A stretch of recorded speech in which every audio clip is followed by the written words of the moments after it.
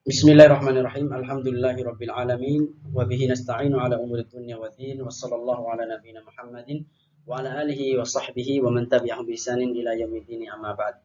Segala puji hanya milik Allah Subhanahu wa taala, Rabb semesta alam. Salawat serta salam mudah-mudahan tercurahkan kepada baginda Nabi besar kita Muhammad sallallahu alaihi wasallam, para sahabatnya serta orang-orang yang senantiasa mengikuti sunnah beliau hingga datangnya hari kiamat nanti. Teman-teman sekalian yang dimuliakan Allah Subhanahu wa taala, pada kesempatan yang sangat berbahagia ini, izinkan ana atau saya untuk mempresentasikan makalah yang saya buat, yaitu dengan berjudul taksonomi afektif pada metode demonstrasi terhadap praktek sholat siswa Mad Ali Madinatul Quran Jonggol Bogor, yang disusun oleh Al Mulyadin Anas. Next, lanjut. Pendahuluan.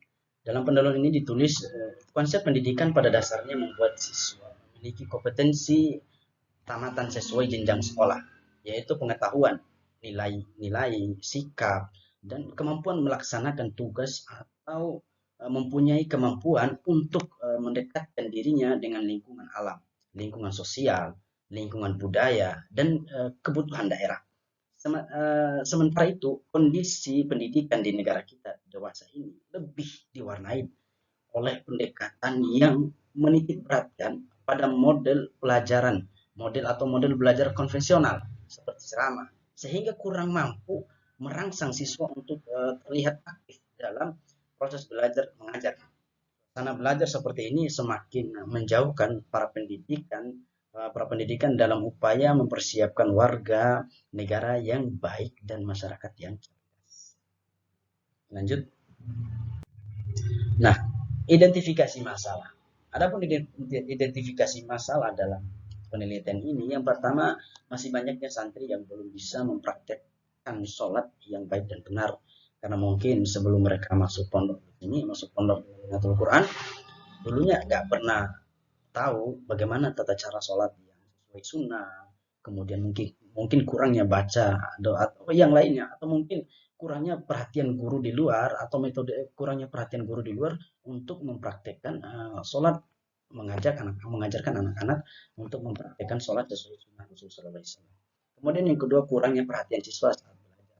Kurangnya perhatian siswa saat belajar ini disebabkan banyak hal, diantaranya adalah metode yang digunakan. Mungkin metodenya kurang pas atau kurang sesuai dengan yang diberikan kepada santri-santrinya.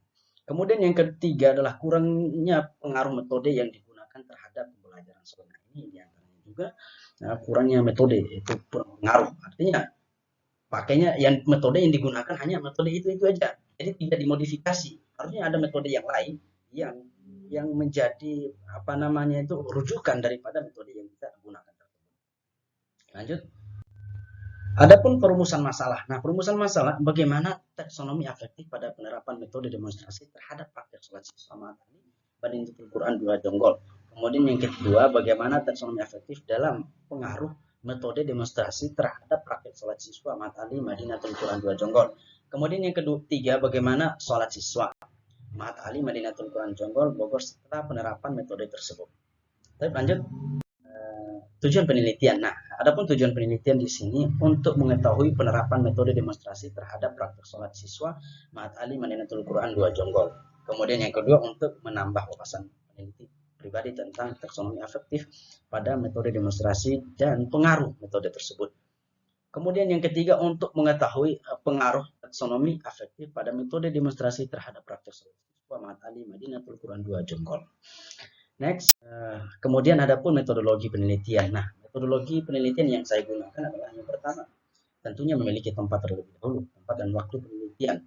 Nah, kemudian adapun tempat, tentunya di Pondok Pesantren Madinatul Quran 2 Jonggol. Nah, waktu pada bulan Mei kemarin. Kemudian unit analisis. Adapun unit analisis yang dalam penelitian ini adalah saya selaku peneliti siswa Mat Ali dengan jumlah 20 orang. Jadi yang saya teliti hanya 20 orang saja. Karena ini Mat Ali yang baru, yang saya teliti adalah Mat Ali yang baru, bukan yang lama. Kalau misalkan digabung dengan yang lama itu tentu banyak sekali. Maka saya ambil dari yang baru saja, santri baru yang baru masuk, ada 20 orang.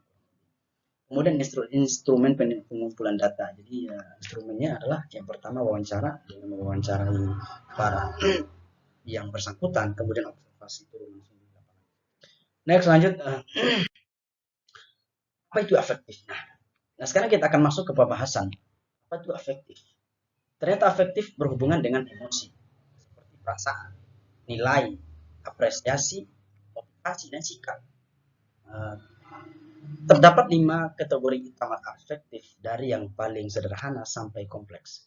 Itu penerimaan, tantangan, tanggapan, penghargaan, kemudian pengorganisasian, dan karakterisasi berdasarkan nilai-nilai atau internalisasi nilai. Artinya apa namanya itu secara umum adalah yang berkaitan tentang sifat, sifat bagi para pendidik dan lain sebagainya. Kemudian lanjut pengertian demonstrasi. Nah, kita masuk ke pengertian demonstrasi. Apa sih demonstrasi? Uh, yang dimaksud di sini adalah karena kita sering mendengarkan, oh demonstrasi, ada metode demonstrasi. Nah, apa sih metode demonstrasi? Nah, kita akan jelaskan metode demonstrasi. Demonstrasi adalah suatu metode mengajar, di mana seorang guru atau orang lain yang sengaja diminta murid sendiri memperlihatkan pada seluruh kelas tentang suatu proses kaifa kaifa melakukan sesuatu. Artinya apa? Jadi metode demonstrasi adalah kalau secara sederhananya adalah metode praktek secara langsung turun di lapangan. Jadi kita yang mempraktekkan, pendidik yang mempraktekkan atau guru yang mempraktekkan sehingga murid pun melihat apa yang dipraktekkan oleh guru. Nah, bukan hanya sampai di situ, akan tetapi murid nanti setelah dipraktekkan oleh guru, dialah yang akan mempraktekkan kembali apa yang dipraktekkan oleh guru tersebut. Inilah metode demonstrasi dan metode ini sangat sangat apa namanya itu sangat bagus kalau kita apa namanya kalau kita coba praktekkan. Kemudian lanjut next.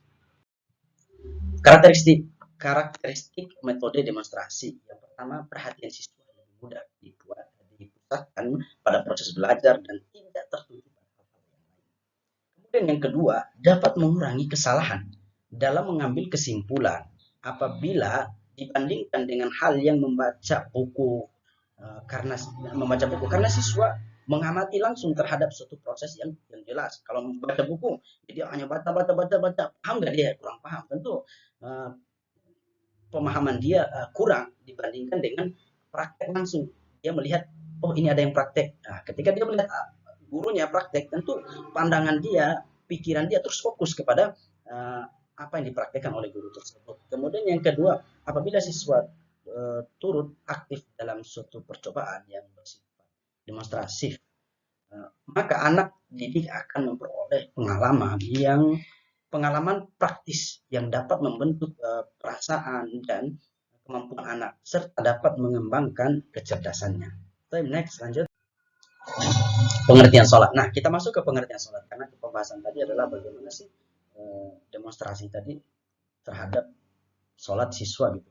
Nah, dalam buku sholat hikmah, falsafah dan urgensinya karya Abdul Aziz Salim Basyari. Kemudian pengertian sholat adalah suatu ibadah yang meliputi gerakan tubuh yang khusus dimulai dengan takbir dan diakhiri dengan salam atau taslim. Sholat merupakan ibadah yang mencakup berbagai ibadah di dalamnya seperti zikir Allah Subhanahu wa taala, tilawah kitab Allah, berdiri menghadap Allah Subhanahu wa taala, sujud, doa, tasbih dan takbir. Itu sholat secara umum adalah yang diawali dari takbiratul ihram dan diakhiri dengan salam. Kemudian di dalamnya terdapat zikir-zikir atau doa-doa yang mengandung kebesaran-kebesaran Allah Subhanahu wa taala. Baik, next, lanjut. Hasil wawancara. Nah, di sini ada hasil wawancara yang saya tulis karena saya sudah mewawancarai seorang guru, apa namanya itu guru atau kementerian lah yang pegang di situ, yang berpegang di dalam masalah kesantrian. Banyak hal yang dia pegang, ada misalkan dia pegang apa namanya itu mengajar di kelas, kemudian yang lainnya banyak. Menurut Ustadz Ja'far, nah saya mewawancari Ustadz Ja'far sebagai guru sekaligus kesantrian tentang metode demonstrasi terhadap praktik sholat. Kemudian apa jawaban beliau? Metode ini sangat bagus dan efektif untuk dikembangkan, bagus untuk semua kalangan dalam hal praktek sholat maupun ibadah yang lain yang berkaitan dengan praktek. Yang berkaitan dengan praktek. Kemudian yang selanjutnya setelah disimpulkan dari hasil wawancara dengan 5 orang santri. Nah, saya juga mewawancari 5 orang santri. Kemudian terkait metode demonstrasi ini, menurut mereka bahwa metode demonstrasi terhadap praktek sholat Ali Madinatul Quran 2 Jompol sangat bagus, efektif untuk dikembangkan di setiap kalangan dari waktu ke waktu. Dan metode ini juga mudah untuk dipahami karena langsung melihat pada apa yang dipraktekkan oleh pengajar tersebut. Inilah hasil daripada wawancara dengan 1 orang guru dan 5 orang siswa mata Madinatul Quran 2. Kemudian, nah kesimpulan dari hasil penelitian di atas dapat disimpulkan bahwa metode demonstrasi terhadap praktek sholat mata Madinatul Quran 2 Jombor Bogor sangat bagus dan mudah dipahami untuk semua kalangan dan sangat efektif untuk dikembangkan dan dipraktekkan. Sekian, nah itu saja yang bisa saya sampaikan dan yang bisa saya presentasikan makalah yang saya buat atau mini riset yang saya teliti, yang saya buat. Mudah-mudahan bermanfaat. Kalau misalkan ada yang kurang mohon dimaafkan karena saya juga masih membutuhkan bimbingan dari bu dosen, dokter dan lain sebagainya. Sekian dan terima kasih. Wassalamualaikum warahmatullahi wabarakatuh.